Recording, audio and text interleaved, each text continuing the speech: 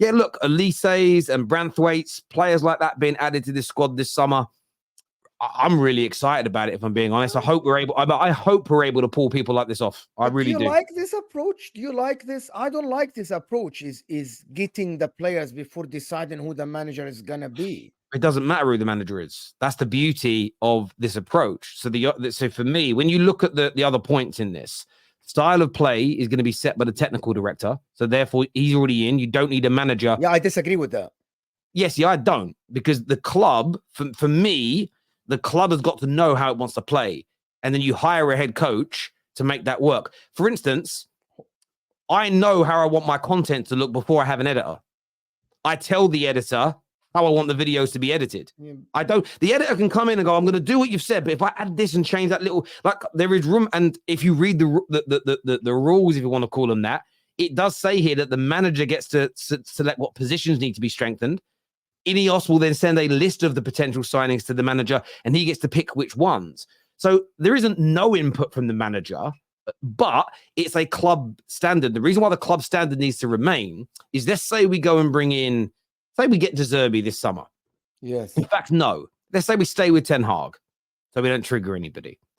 We stay with Ten Hag. He helps the club pick 3 or 4 more players. We start playing his football, and then Barcelona offer him a job and he leaves. Then we have to start again. Maybe the new guy that comes in that now gets control goes, I don't like 10 of these players. You're going, what we need to do is have a club standard, so that when a manager comes in, when we employ that manager, we already know they want to work with this squad because they know that's how we play football. And it's the profile of players we've got. I think it makes it easier to find a manager. It means you're not going through rebuilds every other year. That, for me, at least in the short to medium term, is the most sensible way for us to go. No, let me tell you. No, hold on. No. I'm sorry. Who knows football more, the coach or the sporting director? Coaching wise, formation, movement, and stuff like this. Who knows more? Coaches, of course. All right, that's number one. So the ones that are more educated. That's why, Terry, in your content, you're more educated than the editor because you have been in the industry and you are the one who's presenting the content. So at the end, coaches are the ones that are educated more on football. And I want to understand the style of play thing that this article or whatever was talking about, right? Because a style of play means a formation, way to attack, way to defend, and all the stuff, right? All these things. This is what is called coaching, right? There is other things, which are how to teach a forward how to strike the ball, how to teach a defender the body. Hold on. Why do you always take it to the next level? Can you let me talk, bro? Can you let me talk? Why are you cutting me off, team, Mo? Bro, this is not amateur, bro. Can you just let me talk, bro? Can you stop waffling? No, I'm trying to. Wilcox is not gonna coach the team. Can you wait? Can you let me finish my point so you can respond with your waffle, whatever? Okay, very simple, right?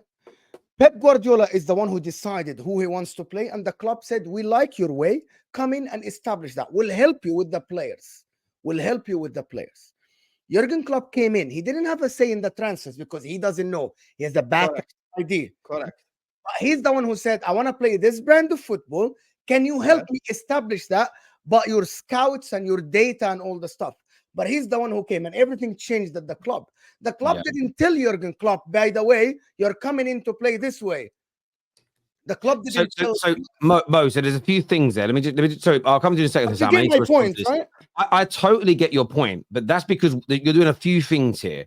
You're taking a very watered down article because they probably know more than they're telling us, and you're making every statement very blanket. Of course, the manager is going to have an influence on how we play, but there has to be a base of how we want to play. And what I mean by that is you can't go from a Moyes to an LVG to a Jose to an Ollie to a Ten Hag and Ten Hag playing a style of football that he's not accustomed to. That is too wishy-washy and they're too different from each other. So there needs to be almost a baseline of how you play, first and foremost. Of course, a manager can come in and adapt and change certain bits and say, look, we are still playing attacking football. We're still playing possession-based football. But I want to play 3 at the back instead of a back 4. I'm sure there's going to be room for sort of their own interpretations and ad-lib into things. I think that will exist. Okay. However, when you give the Liverpool and the Pep Klopp example and the Pep and Man City, first of all, Pep quite openly said in press conferences we've signed players before that I don't know. Yes. That he doesn't handle that area of things. The Alvarez, club, prime example. This Man- is very Man- known. This is known. yeah, exactly. So Man City decide on who the players are going to be. The manager then coaches them. I like that approach. However, as well, when Liverpool and City respectively brought Pep and Klopp in, their clubs were they'd already built a foundation since the new ownership had been in place. Man United have to start again from scratch. So I think you have to be more autocratic in your approach at the beginning of a rebuild compared to maybe 5, 6, 7 years down the line. Say in 6 years' time, we're doing really well. We won a Premier League. We're a really good team again. And then we go for, let's just say it's Xabi Alonso, who's seen as the best manager in the world at this point. If we then go for him, there might be an even bigger adaptation of how we play or a little bit more control given to him because there's now a foundation to support it. So I understand where you're coming from, but you're giving examples of clubs that are almost at their end result after multiple years of building up a foundation and building up a club structure. Man United are literally gussing it all out and starting again from scratch. And you'll know, you've worked in business at a very high level, Mo, that when you've got a department that's in trouble versus a department that's flying and performing, there's a very different approach in how you manage it in the beginning compared to the end. Yeah. Yes, there is a different approach. One second. Mo. One Did you say second. Osam? Habibi, this is not the most. Stop talking. Osam, Stop talking. This is Terry, my did you turn. say Osam? This is my turn. What is it? He Stop said talking. Mo. Mo. You're waffling. That's very You have strange. waffled enough this stream. You have waffled enough. He said Mo, First and of then all, Osam is like, I I'm worked Mo as now. well in. Go ahead. I worked as well as a chemical engineer, and Terry's 100% right. My department, I was given more power. I was giving people days off. I was signing on stuff. I was responsible for 51 people in my department because my department was very organized. We were working really well. Everything went exactly as planned. Terry, can you please put up the graphic again? Because I want to tell Mo why he's waffling. Put up the same graphic that you put up with the 3 points. Style of play, the third point, style of play to be set by technical director Jason Wilcox. Okay. So now let's read that. Let's analyze that statement. That statement does not say Jason Wilcox is going to go to the new manager or Ten Hag or whoever and go like, yeah, we're going to play 4-2-3-1 and you're going to invert the right back. And stop waffling. This is where you're waffling, Mo. Here's the thing. The Man United approach is 100% correct. Terry used the editor example. Terry goes to his editor. He goes like, okay, this is what I want you to do. I have this concept in mind. It's up to the editor to execute it, but it's still Terry's concept. So think about it this way. So I go to Vel, the guy who makes my thumbnails. I'm like, Vel, I'm making a new transfer show. I have 1, 2, 3 in plan. You execute it. You get me? Or you could just steal a thumbnail and pretend no one notices, but that's a different thing for a different day. The thing is, when it comes to transfers, I am 100% behind every club that wants to have the people in structure making decisions. I'll tell you why. Exactly what Terry just said. Imagine Ten Hag leaves.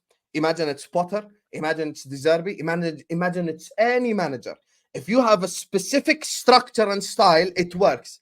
Jurgen Klopp and Liverpool, first 4 years. Champions League winners, Premier League winners, everything winners. Why? Michael Edwards. Why? Transfer decisions that are smart. Klopp, I want Branton Godza. Michael Edwards, no. We're going to get you Salah and Mane. The rest is history. The 4 years after that, Klopp and Linders are making transfer decisions. 1 FA Cup and 2 Carabao Cups as the result of the second 4-year period. So this is why you need smart people making smart decisions. Now, if you're Ratcliffe, think about this logically. Let's break this down logically. 1 + 1 = 2. If you're Ratcliffe, you hire Dan Ashworth, you hire Barada, you hire Jason Wilcox, you hire people who are experienced in that position and can make the smart decisions. So you give them the correct amount of power without abusing the manager's power. Meaning, if Jason Wilcox goes to manager X, regardless, as Terry said, let's even imagine it's Ten Hag. If Jason Wilcox goes to manager X and goes like, I want you to invert the right back, that's when you're 100% right. If he goes to him and says, play 4-2-3-1 instead of 4-3-3, you're 100% right. But if he tells the manager, I want Man United to play an attacking style of football, there's nothing wrong with that. That's how it should be. Nothing wrong with it. You literally waffled and you could have said one word. Style of play means attacking or defending. You spoke for 2 minutes, 2.5 minutes. You waffled a lot, and I agree. Don't cut me off. I didn't cut you off. Don't cut me off, please. I didn't cut you off. Listen, you waffled for 2.5 minutes and literally said that I want people to make smart decisions. I agree, and I said that. I want people to make signings. I agreed, and I said that as well. I only disagreed with the style of play. You said at the end, a style of play is attacking or defending. We all agree. Man United should play attacking football. Man United is a big club, should be imposing their will. Very, very simple. So the reason why they're saying this, okay, what is a style of play? Is they want this formation or whatever thing. I don't know. You get a coach to play that style of play. You decide the style of play. It's very You're simple. drowning. You're drowning right now. Yeah, Absolutely not. you are. Guys, And all you what are he drowning. said, all what he said is the You're style wrong of and play strong. is attack. Bro, just let me talk. All what you said, Hussam, that is useful is the style of play is attacking or defending. I agree. Yes. Fine, that's it. Do you think Jason Wilcox Do you will think control Man United? formation? Okay, hold on. Do you think Man United tomorrow will hire a coach that will play defensive brand of football? Yes or no? No. That's it. Done. We all agree. Okay. So what's So your there is problem? no need. There is no need for. So there has to be a style of play. Has to be something else. Okay. Very simple. That's it. No. Stop. Again, but the problem with this conversation is that I think that there are moments where we're expanding, and there are moments when we're being complete and utter reductionist. Jason Wilcox's job isn't just to sit there all year being paid millions of pounds to say, I want defensive or attacking football. It's going to be far more nuanced and complex than that. There will be a lot more that goes into it. He'll also be overlooking to make sure the training is being done in the right way to ensure that that style of football is being produced. All that's now happening at football clubs, and for me, it's staggering how hard this is for a lot of, I'm not talking about you two, for people to comprehend, is that what Wilcox and Dan Ashworth will be doing collectively, coupled with the new head coach or Ten Hag, is just what Fergie used to do by himself. Fergie was the sporting director, the technical director, and the first team coach or the head coach. But managers of his generation were trained to do all those jobs. Yeah. Managers in the modern day game, in my personal opinion, are not.